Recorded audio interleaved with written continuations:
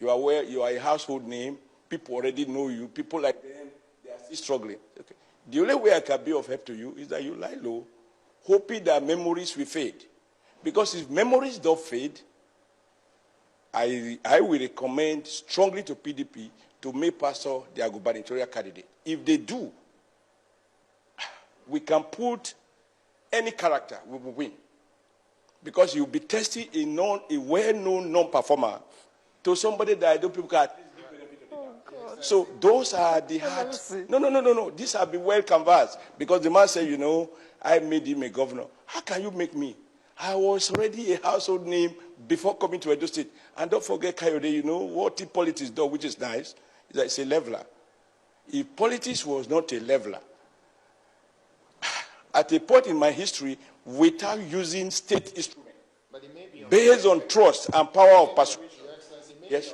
To say that the man has been a non-performer. He must have done something while in office, whether as SSG or as chief of staff. He must have done something. It's up to people to see. Like I tell them, in our budget, in our books, I'm here now. I look at the records. I see that roads were built. I go to look at those roads. They are not in existence.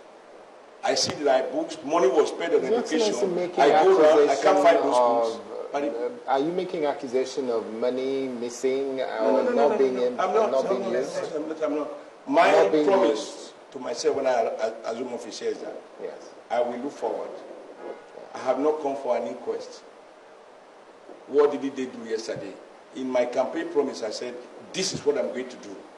One of them was not that I was going to be detained by the past. The only reason I'm making this statement is that when somebody stand up, sit on television and say, I made him a governor, how can you say that? How can you say that? Who know you?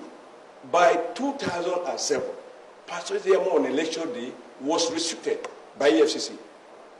He couldn't come out for fear of arrest. Because he's not here. He's not here, but it's a fact. Because he's not here, we cannot dwell on that. Because he had dwelled on this on television. Not on Sunrise. How could you be a native doctor who can heal people, but you can't heal yourself? Okay. And if you read a statement by Lucky Benedio, and this is very important, so I'm not just talking out of this thing. Lucky Benedio, in an interview that was published in about 4 newspapers, there was a particular paragraph that I think is very indicative. He said, I believe, that is Lucky speaking, Lucky says he believed in the rotational policy of PDP. And based on that rotational policy, according to Lucky Benedio, he felt that after his tenure, power should shift to Edo Central, where Chief Aneni comes from. While he was in agreement with Aneni that the power should shift to Edo Central, unknown to him, one of his supportees, who had political ambition to succeed him, was working against that zoning. And that's what created problem that has led to a fight between him, Lucky, and Chief Aneni. And that led for him, he had excellent relationship with the chief. Who is that person who had political ambition? It's Pastor Ezeyamo. Because he formed the Grace Group to try to fight from inside because he wanted to be governor after Lucky Benedio. And if you ask Lucky, he will tell you, as far back as 2003, the day his second term election was announced, Pastor went to Lucky's father to plead in company of another ACL leader who is currently out of the country. But after Lucky, he will want to be the next person. So this is about gubernatorial, bishop, perpetual, a permanent candidature. Your Excellency believes that's at the heart of the problem in the state. So what has happened? So what's the solution to that? Because we have to wrap up now. What's the solution to it now? Because it seems there's still some amount of rancor in the house. It's just that, back to the first question you asked me, how I could be stopped from going to Ekiti. Institutions of state are still weak.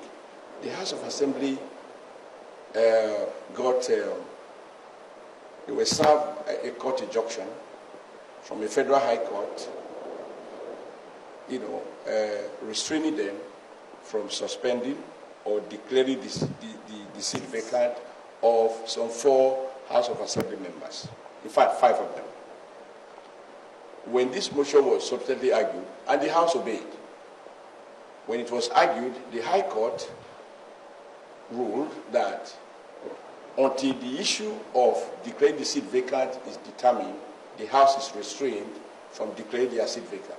However, on the issue of suspension, the power of the House to suspend their member, based on the rules of the House, the court could not freeze those powers and therefore vacated that aspect of the order. Having vacated that aspect of the order, the House, as a law-making institution and therefore a law-abiding institution, decided to suspend these 4 members. Having suspended them, they then decided that no, they will not accept, and they got the police to force them into the House. Cowdy, every day we watch channels, we hear of House members being suspended. As we speak, I think in Plateau or somewhere, they just suspended a member of the House. At the federal level, members have been suspended. If you believe that your suspension is illegal, the only opening point for you is to go to court. Because you are a law-making body, you can't be the one, take it law to your hand. Now, they continue to use police to force them into the House. The House of Assembly then decided to approach a high court to restrain this suspended member from coming to the House until the issues that led to their suspension are resolved.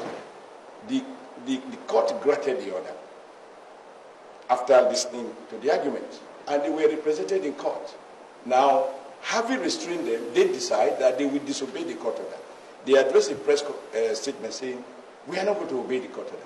How could you live on making law and then you can arrogantly dismiss the court?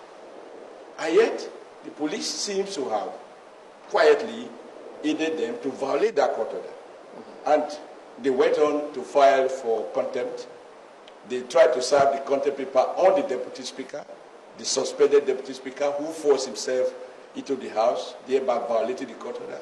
And he insulted, I saw it on Channel Television, he insulted the bailiff, they call them, the bailiff who came to serve in the papers. I said, get out your useless court document, useless order you got. Now, when you got order from the High Court, preventing the Speaker from declaring your seat vacant as prescribed in the Constitution, at section 109. Now you enjoy that judicial protection, even though we feel it was unmerited, but we abide by it. When you now have another order asking you to obey your House, you dismiss the court. You can't eat your cake and have it. So is there a solution in sight? The solution is that law and order must be obeyed. Okay. On that that note, is where we stand. On that note, Your Excellency, the Governor of Edo State, the Comrade Governor, as he's very well known, Adams Oshiomhole, thank you very much for being our guest on Sunrise this morning. We wish we had more time. Someone did say to me that if you want to have 3 hours of Governor Oshiomhole, there will never be a dull moment. No, thank you so much. You need time to follow what is happening in Ekiti. Yes, we do. I know Nigerians are keen about what is going on, and I'm keen as well. Thank you very much, Your Excellency. It's a pleasure having you. Madam, thank you. And I hope you run back to Benin after this event. Or run out of Sorry, Benin. run back to Lagos. Stay in Benin. This is the most hospitable state capital in Nigeria. I can tell you that. Let's not argue it. Thank you, Excellency.